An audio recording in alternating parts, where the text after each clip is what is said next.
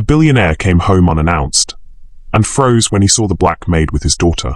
This story centers on a reclusive billionaire father, emotionally crippled by the loss of his wife.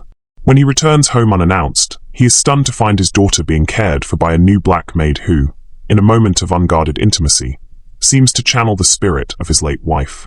This pivotal encounter forces both the grieving father and the compassionate caregiver to confront their pasts, their prejudices, and an unexpected, healing connection that blossoms in the shadow of profound loss. Hello, my wonderful family, and welcome back.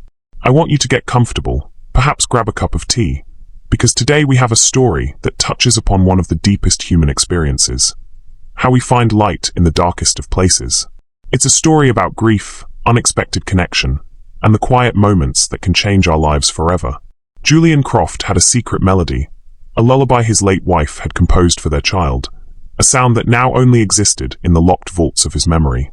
So when he came home unannounced after a year of exile and heard a stranger, the new maid, singing it to his daughter, his entire world stopped. The air in Julian Croft's London penthouse was worth more than the average person's home. It was filtered, purified, and chilled to a precise 68 degrees Fahrenheit, a sterile atmosphere for a sterile life. From his 45th floor office, the city sprawled below, a magnificent, chaotic tapestry of life that Julian observed but never touched. He was a master of this universe, a king surveying his domain from behind a wall of triple-paned, soundproof glass. His desk, a slab of obsidian so polished it reflected his weary face, was littered with the architecture of his empire. Acquisition reports, market analytics, blueprints for a new biotech campus in Singapore. This was his fortress. This was his sanctuary. This was his escape. His phone buzzed, a single, sharp vibration on the obsidian. A picture message. He glanced at the screen, his jaw tightening almost imperceptibly. It was from Mrs. Gable, the kind-hearted, long-suffering housekeeper who managed his New York residence. The picture showed a little girl with a riot of dark curls and his late wife's startlingly green eyes, sitting on a lawn, her face smeared with chocolate. Lily, his daughter. She was 2 years old today. A pang, sharp and unwelcome, lanced through the thick armor of his composure. He hadn't been home, truly home, in over a year. He hadn't seen his daughter in person in 6 months.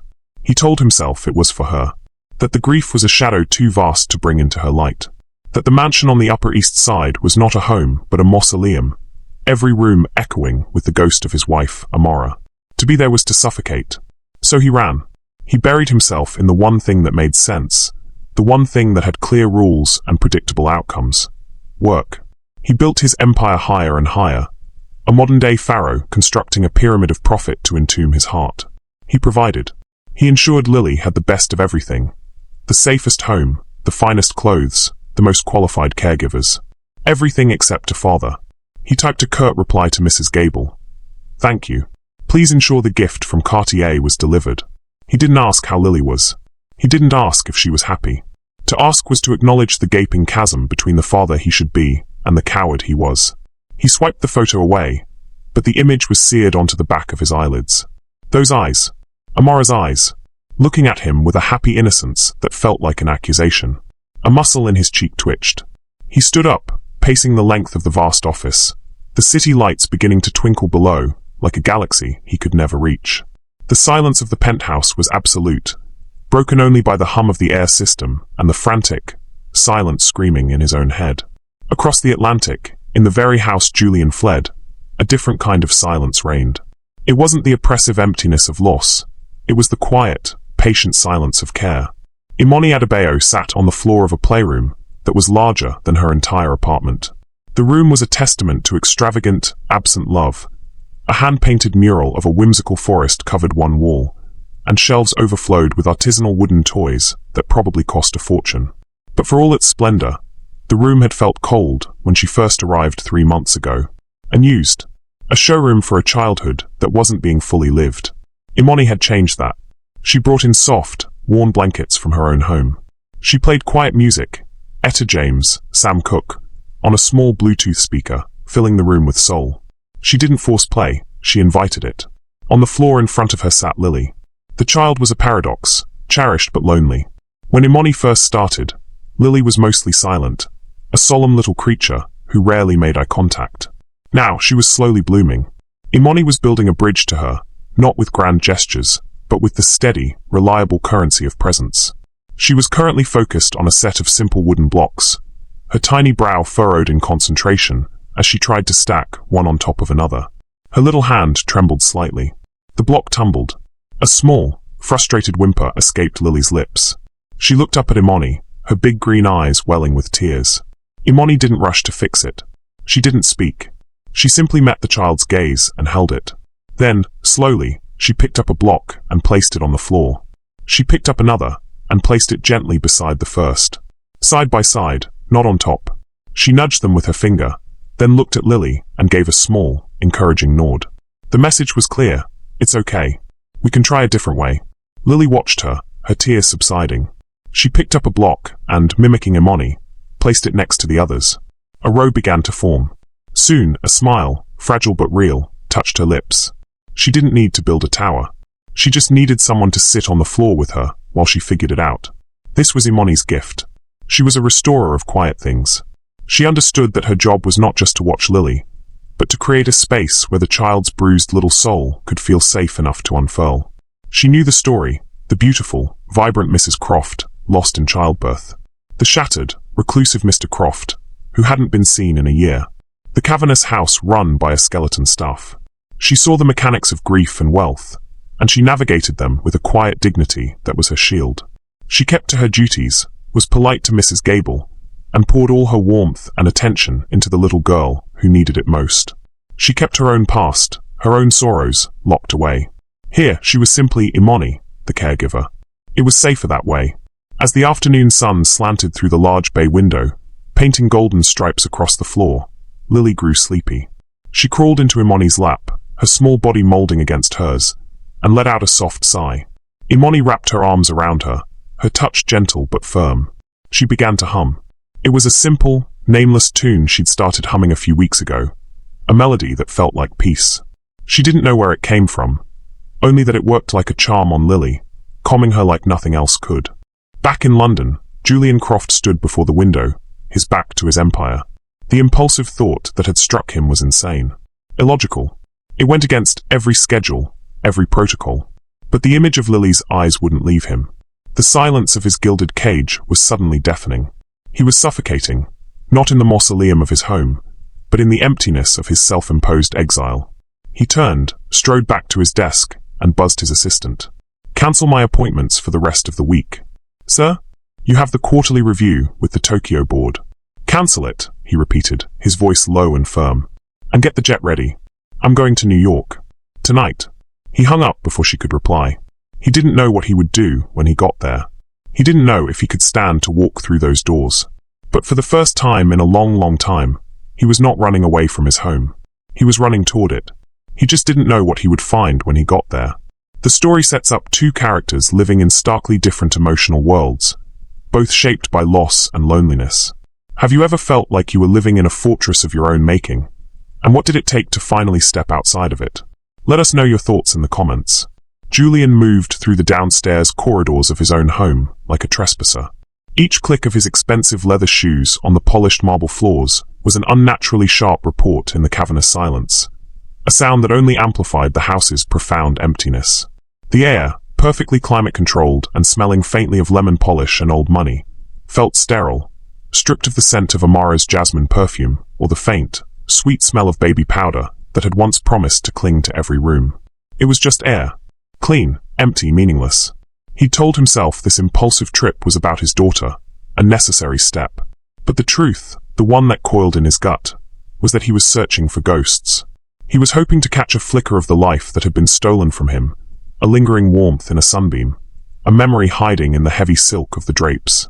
His path, guided by a reluctant and painful instinct, led him toward the east wing, where they had designed the playroom. In his mind, it was the epicenter of the tragedy, the room built for a future that never arrived. It was meant to be the heart of the house, a world of vibrant color and imagination. He braced himself for the pain of seeing it, expecting a pristine, unused space, a monument to a mother who never got to play there with her child. As he drew closer, however, a sound reached him, faint at first, threading through the oppressive quiet. It was a melody, a soft, simple, lilting tune. A hummed lullaby that snagged on the air and pulled, a gentle but insistent tug on a part of his soul he had bricked over with board meetings and billion-dollar contracts. His steps slowed, his breath catching in his chest.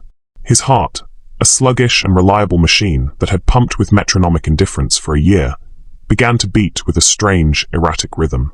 He knew that tune. It wasn't a tune one simply knew. It was a secret. It was a language spoken by only two people on Earth, and one of them was gone. Amara had composed it.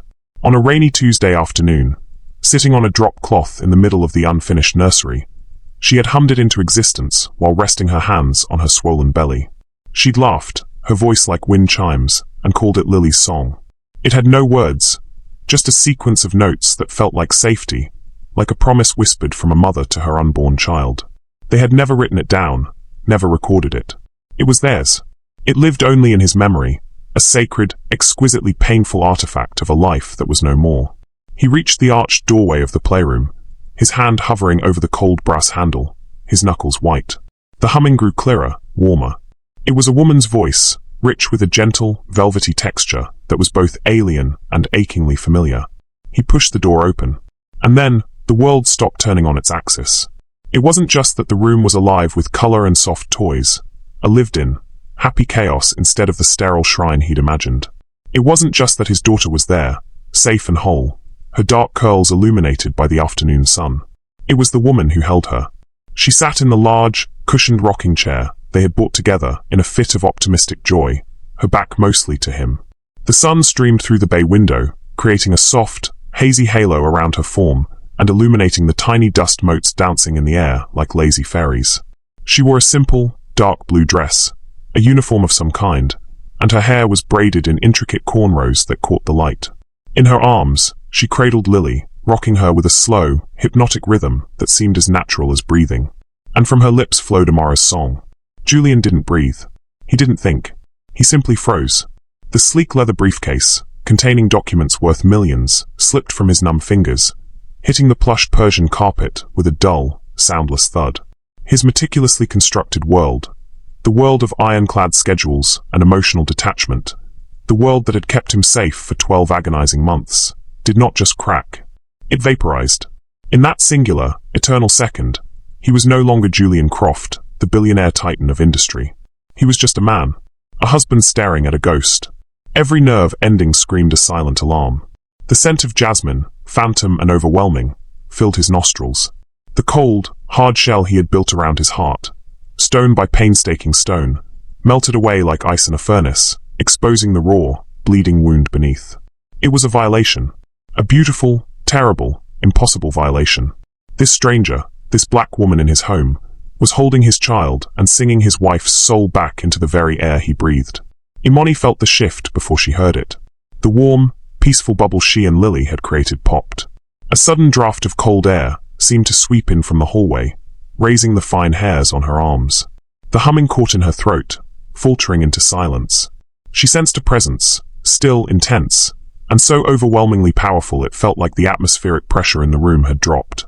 Thinking it was Mrs. Gable coming to check on them, she began to turn, a soft, easy smile on her face, ready to report that Lily was finally nodding off.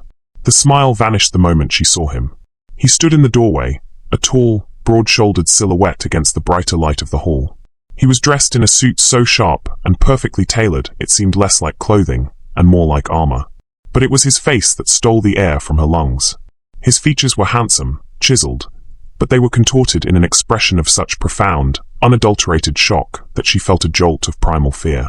His eyes, a startling shade of stormy grey, were wide, fixed not on the daughter he hadn't seen in months, but directly on her.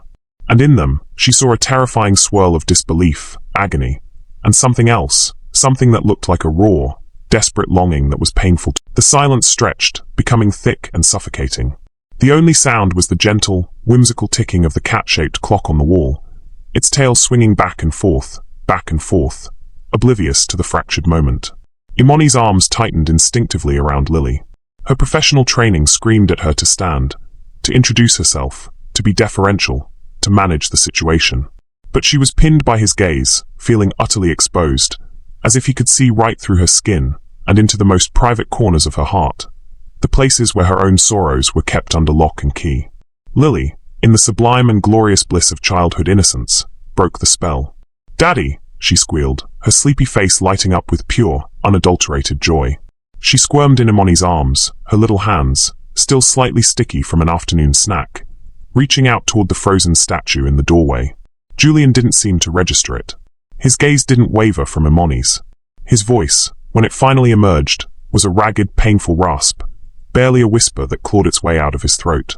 "The song," he said, the two words costing him everything. "Where did you learn that song?" The question landed like a stone in the quiet room. Of all the things he could have said, "Who are you? What are you doing with my daughter?" he asked about the song.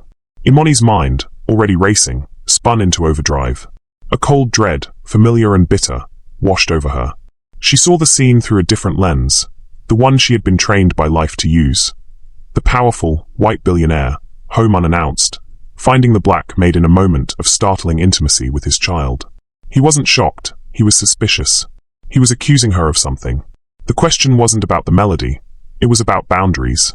It was a test, a trap. Her own walls, the ones she had built over years of navigating worlds that were not hers, slammed into place. Her posture straightened subtly in the chair. The soft, nurturing woman of moments ago was replaced by the consummate professional. "It's just a lullaby, sir," she replied, her voice steady and formal, betraying none of the frantic pounding in her chest. She lied, a quick, protective falsehood born of instinct. I make them up sometimes. For the children I care for." She didn't know why she hid the simple truth. That Mrs. Gable had hummed the tune once, offhandedly, saying it was something she'd overheard the late Mrs. Croft humming to herself when she was pregnant. Imani had simply found it beautiful and committed it to memory, using it to soothe Lily during her worst nights. But in this moment, that truth felt too intimate, too precious to share with this man, this stranger whose eyes were stripping her bare. That melody was her secret with Lily now, and she would guard it. The lie, it seemed, broke his trance. Julian blinked once, twice, and the raw agony in his expression was shuttered away, concealed behind a cold, impenetrable mask of command. The change was so swift, so complete, it was dizzying. He took a step into the room, and his presence seemed to shrink the space, his authority sucking the warmth from the air. "Who are you?" he asked, his tone clipped and impersonal. He was the employer now, the master of the house. "My name is Imani." "Imani Adebayo," she said, her voice even and polite. She began to rise from the chair. "The Nightingale Agency sent me. Mrs. Gable hired me to care for Lily." He gave a short, jerky nod, his gaze finally shifting from her to his daughter, who was still making happy, gurgling noises and reaching for him. He moved forward and, without a word, took Lily from Imani's arms. The brief brush of his hand against hers, as he did, so was like an electric shock, cold and hot at the same time. He held Lily awkwardly at first, as if reacquainting himself with the weight and shape of his own child, his movements stiff and unnatural. "You can go," he said, his back to her now, his focus entirely on the daughter in his arms. It was a dismissal, absolute and final. The bomb had landed, and he was now cordoning off the blast site. Imani stood for a moment, rooted to the spot.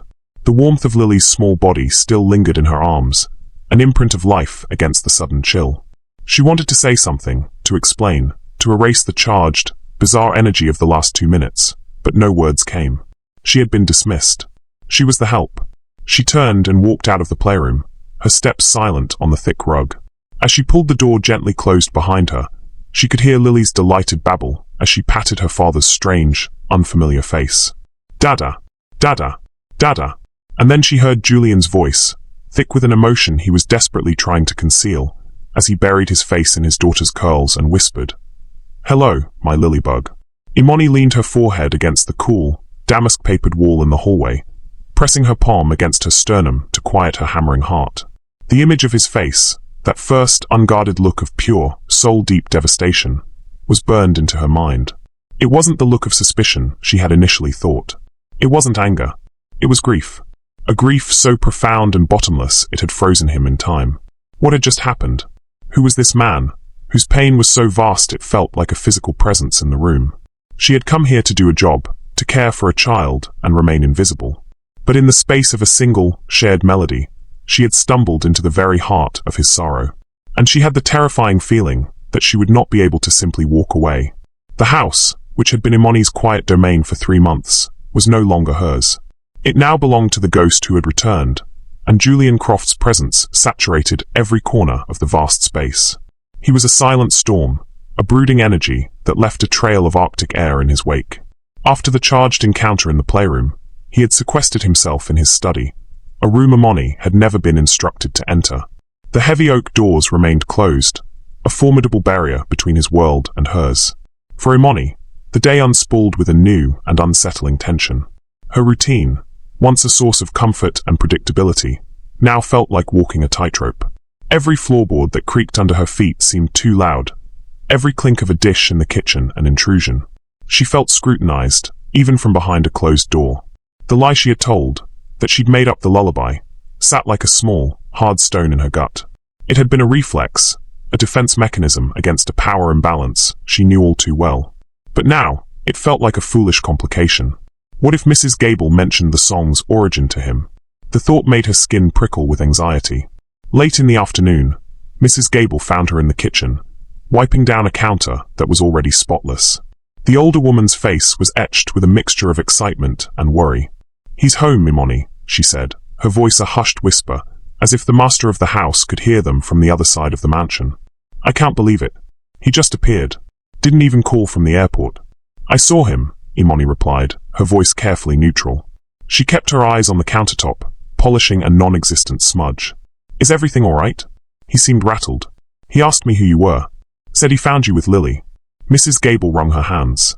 "I told him you were a godsend, of course. That Lily has been a different child since you arrived." Imani felt a small measure of relief, but it was fleeting. He was just surprised, I'm sure. "And Lily? She was happy to see her father," Imani said, the words feeling strangely inadequate. Mrs. Gable nodded, though her eyes were still shadowed with concern. "Well, dinner. I suppose I should ask him what he wants. It's been so long." She scurried away, leaving Imani alone with the humming silence of the kitchen. The core of her discomfort wasn't just the lie, or the man's imposing presence. It was the memory of his eyes. That raw, unguarded agony. It had felt like a trespass, like she had accidentally seen his soul.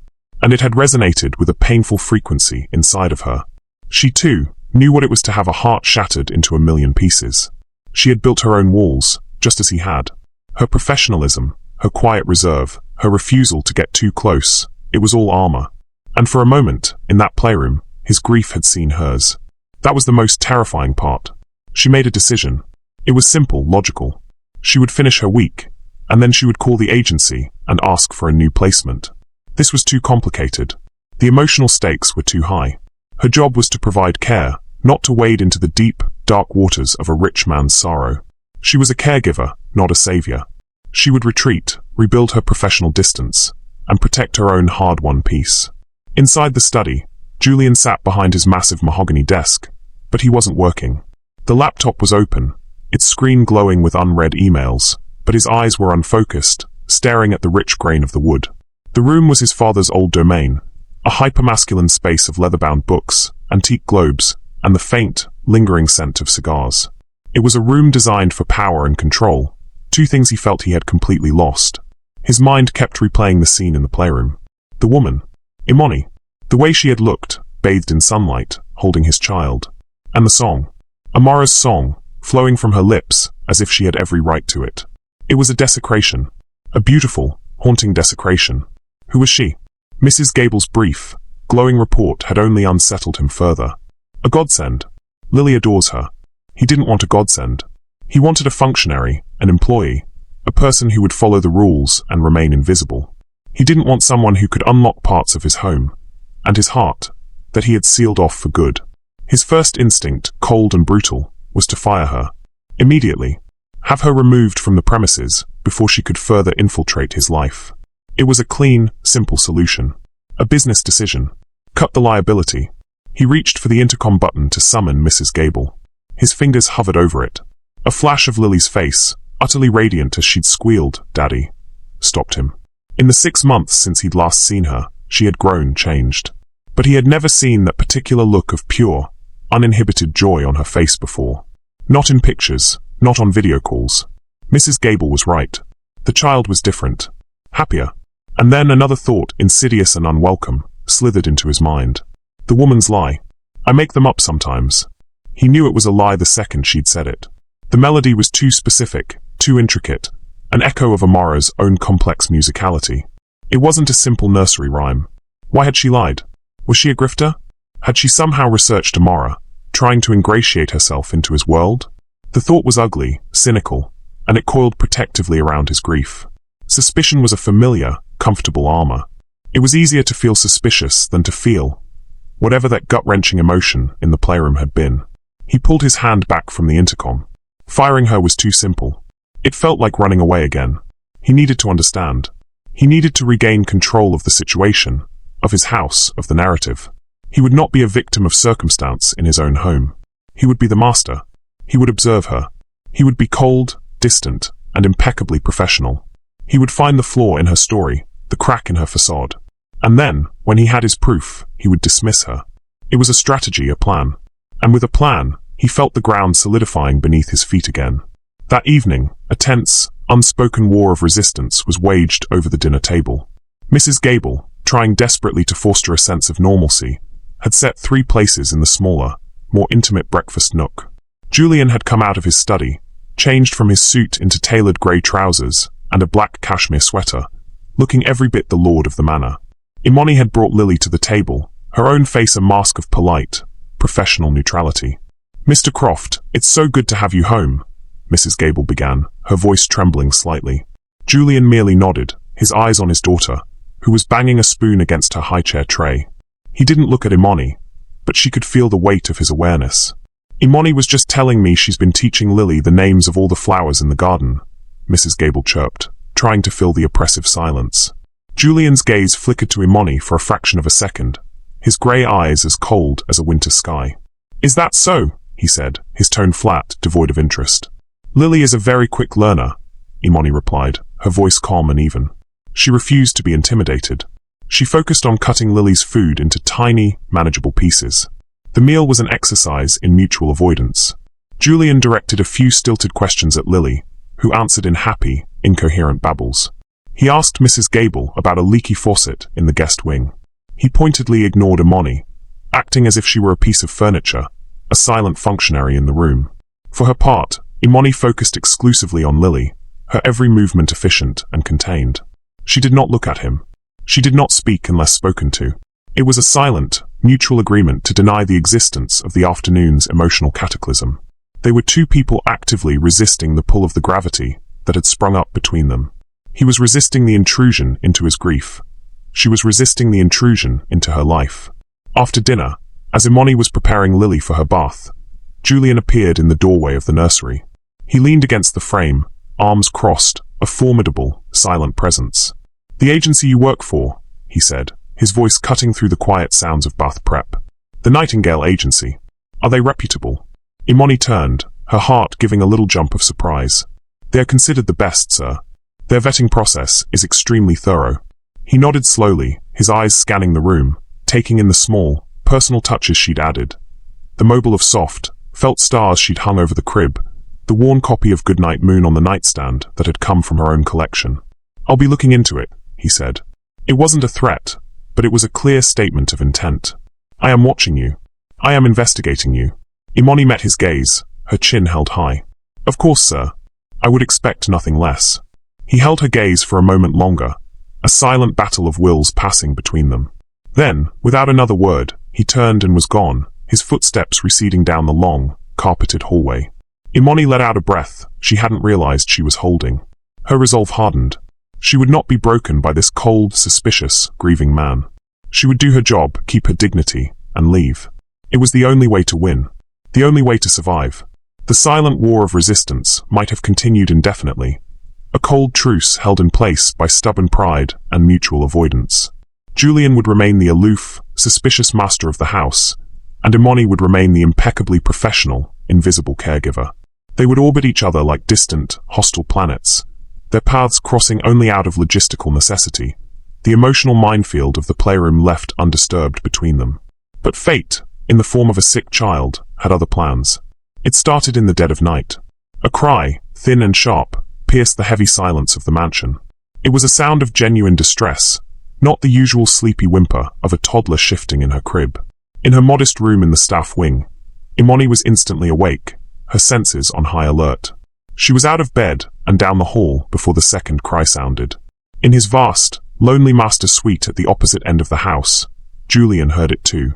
The sound snagged him from a shallow, restless sleep filled with disjointed images of sunlit playrooms and haunting melodies. For a moment, he lay frozen, his heart pounding. In the first year after Amara's death, the phantom cries of a baby had tormented him, cruel tricks of a grieving mind. But this was real. This was Lily. A jolt of pure, primal adrenaline shot through him, a feeling so potent and unfamiliar it was disorienting. He threw back the heavy duvet and was on his feet, his mind racing. He reached the nursery doorway at the exact same moment as Imani. They nearly collided in the dim light of the hallway, pulling up short a few feet from each other. For a second, all pretense vanished, replaced by the universal, wide-eyed look of parental panic. "What is it? What's wrong?" he demanded, his voice rough with sleep and anxiety.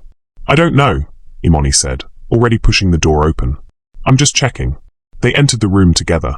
Lily was standing in her crib, her face flushed and tear-streaked, her small body trembling. She wasn't just crying. She was whimpering, a high-pitched, miserable sound that tore at Imani's heart. Imani went to her immediately, scooping her out of the crib. The moment Lily's body touched hers, she knew. The child was radiating a ferocious heat, her skin burning even through her thin cotton pajamas. "She's burning up," Imani said, her voice tight with concern. She placed a hand on Lily's forehead, her touch gentle and practiced. "She has a high fever." Julian stepped forward, his own hand hovering uncertainly over his daughter's head. He looked lost, his usual air of command completely gone, replaced by a raw, helpless fear. He was a man who could command global markets, but he had no idea what to do with his own sick child. "What do we do?" he asked, the question directed at Imani, a tacit admission of her authority in this realm. "We need to take her temperature properly," Imani said, her professionalism kicking in, a calming force in the charged room. "And then we call the pediatrician. Do you know where the thermometer is?" He looked around the nursery blankly. I don't know. Mrs. Gable would know." "There's no time for that," Imani said, already moving toward the adjoining bathroom. "It should be in the medicine cabinet." She found it, a digital ear thermometer, still in its original packaging. As she fumbled to open it, Julian watched her, his arms crossed tightly, a portrait of useless tension. He felt a surge of profound self-loathing. He didn't know where the thermometer was. He didn't know his pediatrician's number. He was a stranger in his daughter's life, a complete and utter failure. Imani expertly took the reading. The small screen flashed, 103.8 degrees Fahrenheit. "It's high," she said, her expression serious. "We need to call the doctor now. His number should be on an emergency contact list somewhere." Julian fumbled for his phone, his fingers feeling thick and clumsy. He scrolled through his contacts, his mind a frantic blank. "Gable," he muttered. "I'll call Gable." "Mr. Croft," Imani said, her voice cutting through his panic, firm but not unkind. "Julian, look at me." He lifted his head, his panicked grey eyes meeting her calm, steady brown ones. "Panicking won't help her," she said softly. "You need to find the number. I'm going to get a cool cloth to bring her temperature down a little. We work together." "Okay." He stared at her for a second, the sound of his own name on her lips a strange intimacy in the middle of the crisis. He gave a single, jerky nod. The word "together" hung in the air between them. For the next 4 hours, the cavernous mansion shrank to the size of the nursery. The crisis became a crucible, melting away their carefully constructed defenses. They were no longer the billionaire and the maid. They were two adults united by a single, desperate purpose, to care for a sick little girl. Julian found the pediatrician's on-call number taped to the inside of a kitchen cabinet. His voice was clipped and efficient on the phone, relaying the symptoms and temperature with the precision of a CEO reporting quarterly earnings. He listened intently, scribbling notes on a pad. "Yes. Understood. Tylenol. Call bath if it doesn't come down. Call back in 2 hours if there's no change. Thank you." Meanwhile, Imani worked with a quiet, focused competence that was both astonishing and deeply calming to watch. She administered the children's Tylenol, coaxing the sweet, sticky liquid into a fussy Lily's mouth with a patience that seemed infinite. She filled the small tub with lukewarm water, her movements fluid and sure. When it came time for the bath, Lily began to wail, frightened by the water and the strange feeling of her own body. "I'll do it," Julian said, stepping forward. It was a command, but his eyes were pleading. Let me be useful. Let me be her father. Imani nodded, stepping back to give him space but staying close. Not too cold. Just let her sit. Keep her calm. Julian, looking impossibly large and out of place, knelt beside the tiny tub.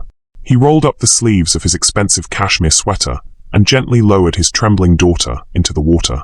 "Hey, Lilybug," he murmured, his voice softer than Imani had ever heard it. "It's okay. Daddy's here. It's all right." He began to speak to her in a low, soothing stream, telling her a rambling, nonsensical story about a brave little bear who climbed a big mountain. He splashed the water gently over her arms and back, his large hands surprisingly gentle. Imani stood by the sink, wringing out a washcloth, watching the scene. She saw the fear and uncertainty warring with a fierce, desperate love on his face. This was the real Julian Croft, she realized. Not the cold, suspicious tyrant from the day before, but this terrified, loving, broken man. After the bath, they wrapped Lily in a thick, fluffy towel and sat with her in the rocking chair, the same chair from the day before. But now, its emotional charge was different. It was a lifeboat in the middle of a storm. They took turns holding her, their shoulders occasionally brushing in the cramped space. The silence between them was no longer oppressive and hostile. It was a shared vigil, filled with the soft sounds of Lily's breathing and the ticking of the cat clock on the wall. Around 3 a.m., with Lily's fever having broken slightly, and the child finally dozing fitfully in Julian's arms, exhaustion settled over them. Julian looked over at Imani, who was perched on the edge of the ottoman, her posture still alert, but her face pale with fatigue. "You should get some sleep," he said, his voice a low rumble. "I can handle this." Imani shook her head. "I'll stay, until we're sure her fever is stable." He didn't argue. He knew he didn't want to be alone. "I didn't know where the thermometer was," he said suddenly, the confession stark in the quiet room. He wouldn't look at her, keeping his eyes fixed on his daughter's sleeping face. Or the doctor's number. Or what to do. Imani was silent for a moment, choosing her words carefully. "You can't know what you haven't been here to learn," she said, her tone gentle, without a hint of judgment. "But you learned tonight. You were good with her. In the bath." A faint flush crept up his neck. "I didn't know what else to do." "You did the right thing," she affirmed. "You were her father." The words landed in the space between them, simple, powerful, and true. He finally looked at her, his grey eyes shadowed and vulnerable. The suspicion was gone, replaced by a grudging respect. And something else, something that looked like gratitude. "Thank you," he said, the words feeling heavy and inadequate. "Imani." She simply nodded, a small, tired smile touching her lips. The crisis had forced them together, stripping them of their armor and their roles. For one long, terrifying night, they had not been employer and employee. They had been a team. The cold, sterile mansion had, for a few hours, felt like a home. And as the first hint of dawn began to grey the sky outside the window, neither of them was quite sure how to go back to the way things were before. The proximity had been forced, but the connection it forged felt surprisingly, terrifyingly real. The morning after the fever broke was quiet, draped in the exhausted calm that follows a crisis.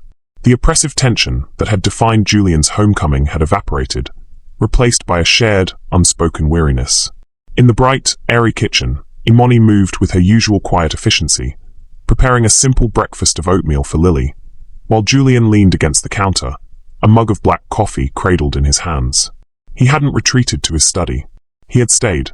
The silence between them was no longer a weapon, but a space for reflection. Julian watched her, truly seeing her for the first time not as an intrusion or a mystery, but as the calm, capable woman who had guided him through a night of pure parental terror. The cold armor of his suspicion had been melted in the crucible of the nursery, and what was left was a raw, humbling gratitude.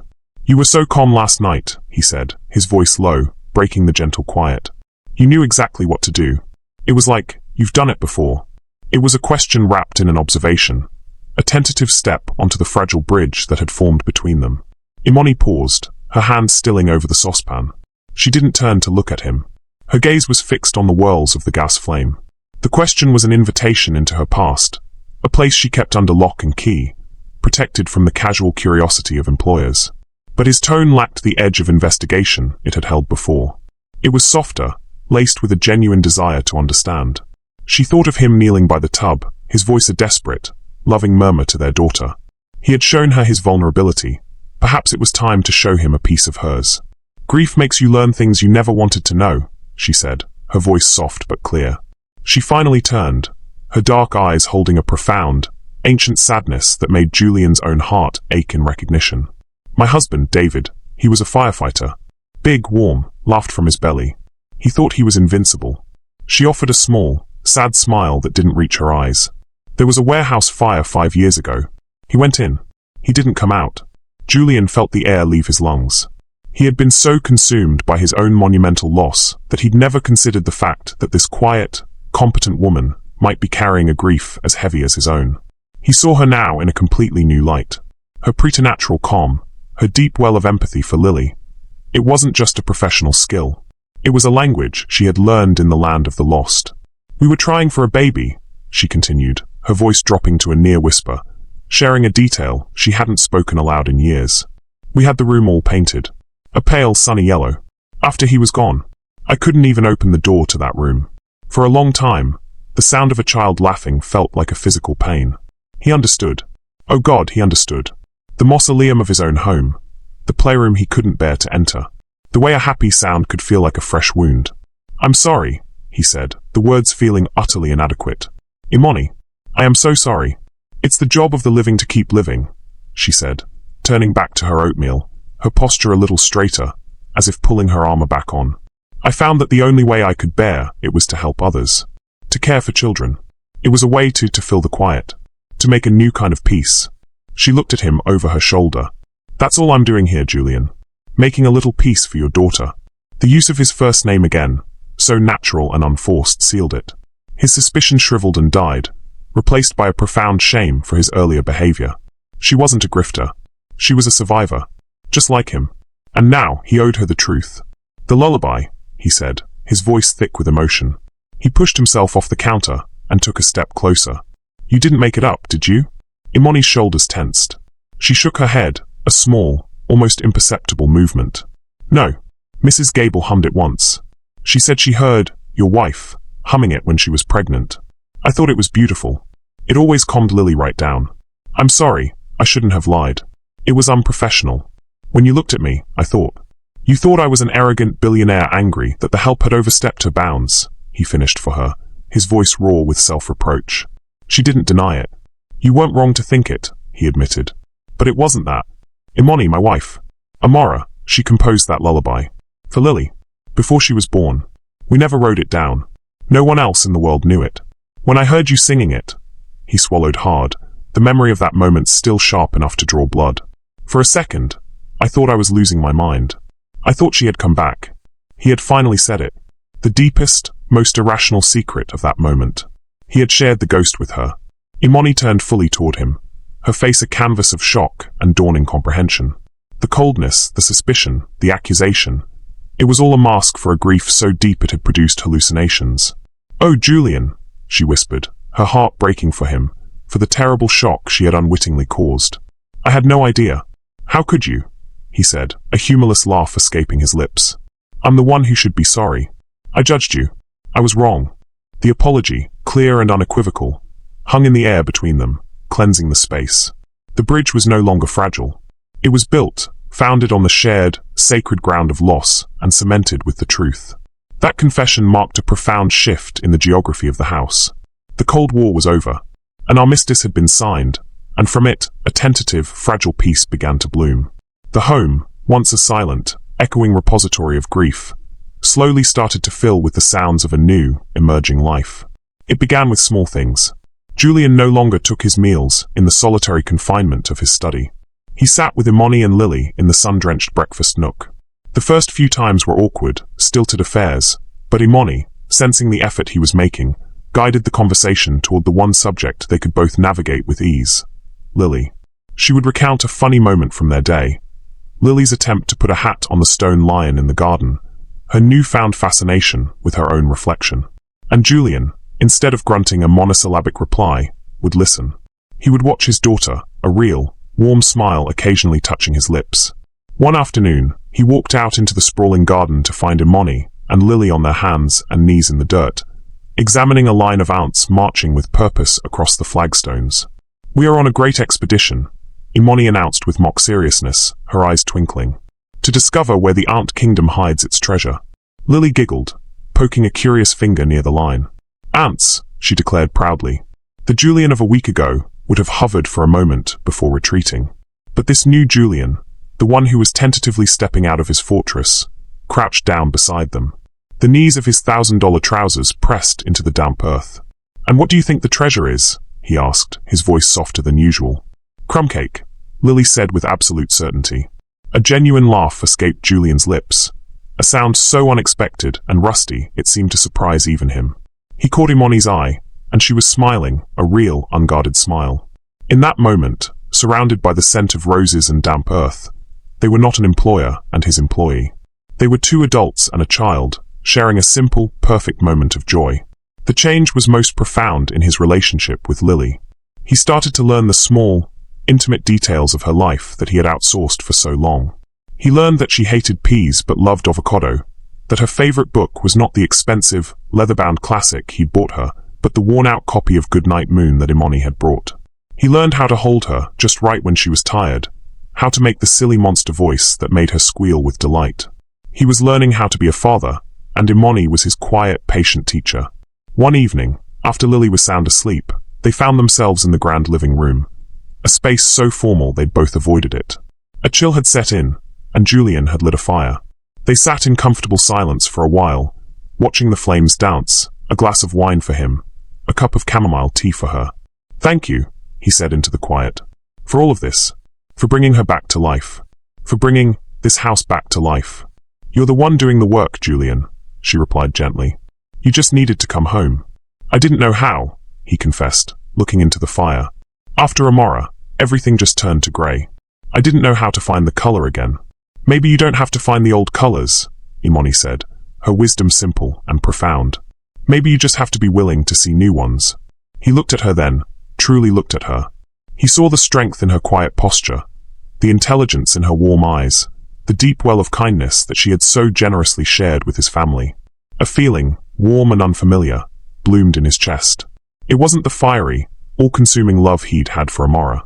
It was something else, something quieter, steadier. A soft, green shoot pushing its way through scorched earth. And it terrified him as much as it gave him hope. Reflection question. The story suggests that healing isn't always about returning to who you were, but about allowing yourself to become someone new. Do you believe true healing comes from rebuilding what was lost, or from building something entirely different? We'd love to read your perspective in the comments. The days that followed were a montage of healing. They became a team. Julian started working from his home study, but he took breaks, real breaks, to join them for lunch or for an hour of play in the afternoon. He discovered the simple, grounding pleasure of pushing his daughter on a swing. Imani, in turn, began to relax her professional guard. She shared stories of her own childhood in Brooklyn, of her mother's incredible cooking. They found an easy rhythm, a domestic harmony that felt as comfortable as it was unexpected. The cavernous mansion, once a monument to grief, was finally, truly a home. A home filled with laughter, the pitter-patter of small feet, and the low, warm murmur of conversation. It was a perfect, sun-drenched Tuesday afternoon.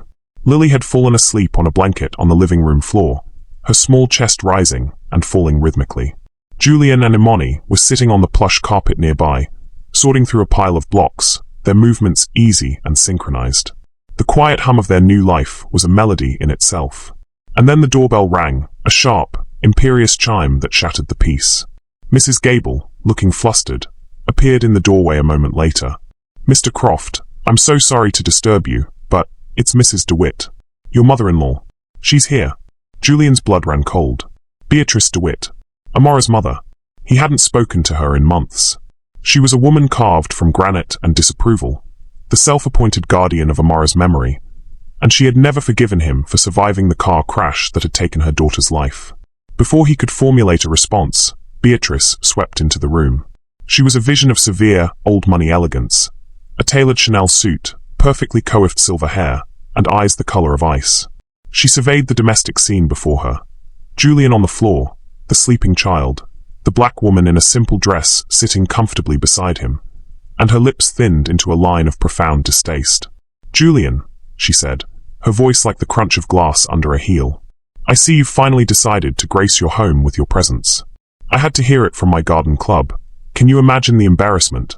"Beatrice," Julian said, getting to his feet, his posture stiffening, the old, familiar tension coiling in his stomach. This is a surprise. Is it? Her icy gaze swept over Imani, dismissing her as if she were a piece of furniture. I came to see my granddaughter, and to see for myself how you are managing. Her eyes landed on Imani again, and this time they held a specific, targeted venom. It seems you are managing quite well. It's remarkable, really, how quickly one can find a replacement for the irreplaceable. The air crackled. The insult was so sharp, so layered with classist and racial animus. It was breathtaking in its cruelty. Imani felt the blood drain from her face. The warmth of the past few weeks, the feeling of safety and belonging she had so foolishly allowed herself to feel, evaporated in an instant. She was a replacement. She was the help. Julian was stunned into silence. He saw the naked cruelty in his mother-in-law's face, and he saw the profound, shattered hurt in Imani's. The two worlds he had been trying to bridge had just collided with catastrophic force. He opened his mouth to speak, but the old, ingrained patterns of dealing with the formidable Beatrice DeWitt took over.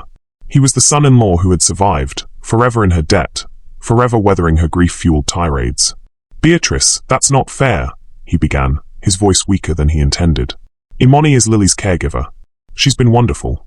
It was the wrong thing to say. It was a defense of her function, not of her person. It was a placation, not a rebuttal. He didn't say, "Apologize to her." He didn't say, "You are wrong and you will not speak that way in my home." He said she was a good caregiver, reinforcing the very box Beatrice had just locked her in. Beatrice gave a short, sharp laugh. "Oh, I'm sure she is. A certain kind of help is always so eager to please." That was it. The final twisting of the knife. Imani stood up, her movements graceful and composed, but her face was a stony mask. She looked at Julian, her eyes searching his for a flicker of the man who had shared his grief with her in the kitchen, the man who had laughed with her in the garden. But she saw only a man caught in the headlights, paralyzed by an old power dynamic, a man who would not, or could not, fight for her. The betrayal was absolute. It confirmed every fear she had ever harbored about her place in this world. She was disposable. Her feelings were irrelevant. The connection she thought they had built was an illusion, a temporary fantasy that could be shattered by the first breath of reality. "Excuse me," she said, her voice perfectly level, betraying none of the roiling devastation inside her. She turned and walked out of the room, her back straight, her dignity her only shield. Later that evening, after a bitter, whispered argument had resulted in Beatrice storming out of the house, Julian went looking for Imani. He found her in her room. A small suitcase was zipped up on her bed. His heart plummeted. "Imani, what are you doing?" She turned to face him, and her expression was one of polite, professional distance. The warmth was gone. The friend was gone. He was Mr. Croft again, and she was the help. "I'm packing, Mr. Croft," she said, her voice devoid of emotion. "I've called the agency.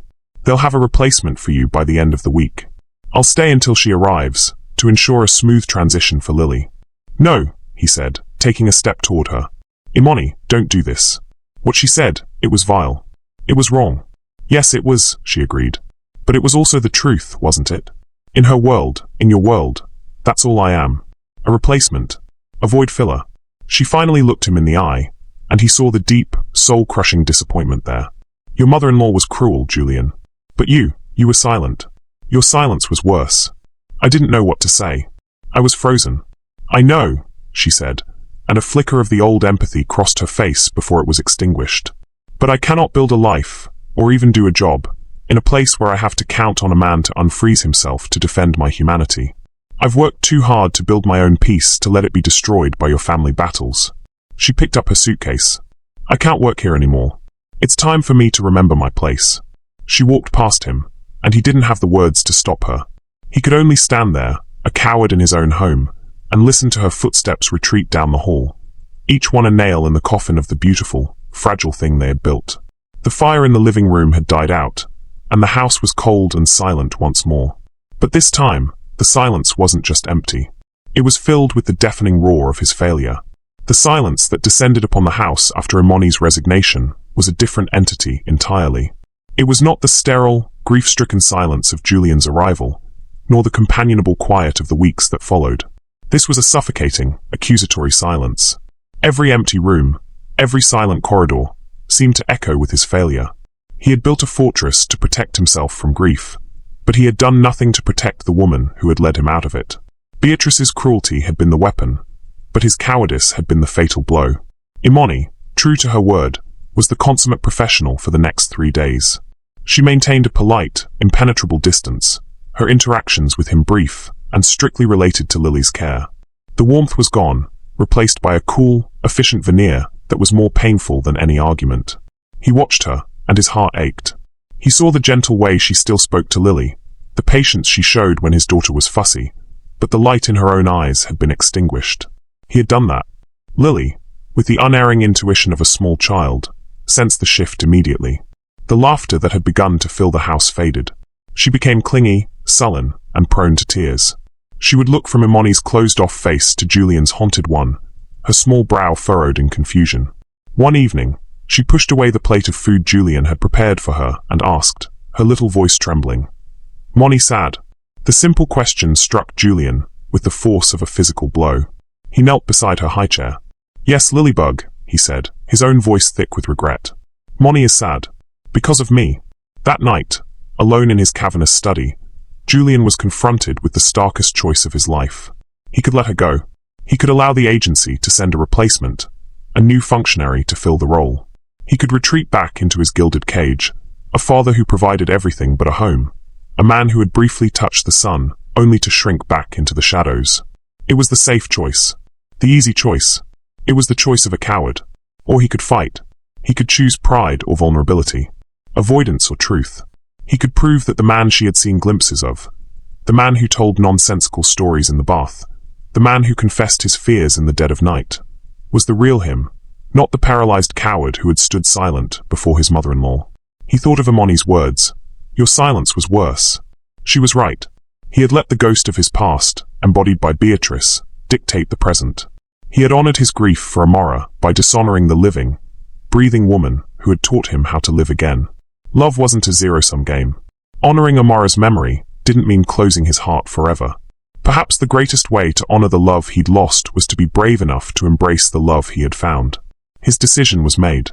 It was terrifying, and it left him feeling more exposed than he had in years. But for the first time since Amara's death, it felt right. He wasn't just choosing Imani. He was choosing the man he wanted to be.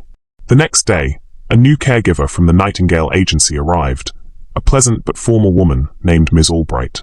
Imani spent an hour walking her through Lily's routine, her voice even and professional. Julian watched from a distance, a knot twisting in his stomach. When she was finished, Imani came to the study. She had her single suitcase in her hand. Ms. Albright is settled in. Lily seems to be comfortable with her, she said, not meeting his eyes. My taxi is outside. Goodbye, Mr. Croft. She turned to leave. This was it. The moment of reckoning. Wait, he said, his voice stronger than he expected. He walked around the desk, closing the distance between them. Don't go. Please. She stopped but didn't turn around. We've already said everything that needs to be said. No, he said, stepping in front of her, forcing her to look at him. I haven't. What I did, or what I failed to do, was unforgivable. I let my fear of Beatrice, my old patterns, my own weakness, get in the way of what was right. I stood there while she insulted you, and I said nothing of value. My silence was a betrayal. Of you, of what we were building, and of the man I want to be for my daughter. I am so sorry, Imani. There is no excuse for it. He searched her face, but it remained a careful, guarded mask. He knew an apology wasn't enough. Words were easy. He needed to show her. You're right to leave, he said, and she flinched, surprised. You're right that you shouldn't have to depend on me to unfreeze. You deserve a partner, an equal, someone who will stand with you, and for you, without hesitation. I failed that test, but I am asking you, please, for a chance to retake it. A chance to prove that I've learned the lesson. He took a deep breath. I don't want you to be Lily's caregiver, Imani. I want you to be my partner. I want you to build a life with me. Here. Not as an employee, but as my equal. As family. I know it's too much to ask, and I have no right. But I have to ask anyway. His voice dropped to a raw whisper. I'm falling in love with you, Imani. And it doesn't diminish what I had with Amara. It honors it. Because you brought me back to life. You brought this house back to life. Please don't leave. Imani stared at him, her heart hammering against her ribs. It was everything she had secretly, foolishly, allowed herself to dream of. But the hurt was still a fresh, deep wound. And what happens the next time she shows up? She asked, her voice trembling slightly. Or the time after that? What happens when your world decides that I don't belong in it? It was the crucial question, and he had the answer. He pulled his phone from his pocket, his thumb moving with decisive speed. He found a number and hit dial, putting the phone on speaker before he lifted it to his ear. Julian. Beatrice's icy voice filled the study. Beatrice, Julian said, his voice firm, unwavering. He looked directly into Imani's wide, shocked eyes. I'm calling to tell you two things. First, I want to thank you. Your visit made me realize what's truly important. And second, I'm calling to inform you that Imani Adebayo is the woman I am in love with. She is my partner, and she is going to be a mother to your granddaughter. You will treat her with the respect and dignity she deserves, or you will not be welcome in this house, or in our lives again. The choice is yours. Goodbye. He ended the call before his mother-in-law could utter a single syllable. He tossed the phone onto his desk. The silence in the room was absolute. He had done it. He had chosen. He had drawn a line in the sand, not with a placating murmur, but with a sword. Imani's composure finally broke. A single tear traced a path down her cheek. She saw it all in his eyes, the fear, the resolve, the desperate, hoping love. He hadn't just apologized. He had changed. He had fought for her. He had stood up to his past for the sake of their future. You didn't have to do that, she whispered. Yes, he said, taking a gentle step closer. I did. For you. For me. For us. He reached out, not to grab her, but with his palm open, an invitation.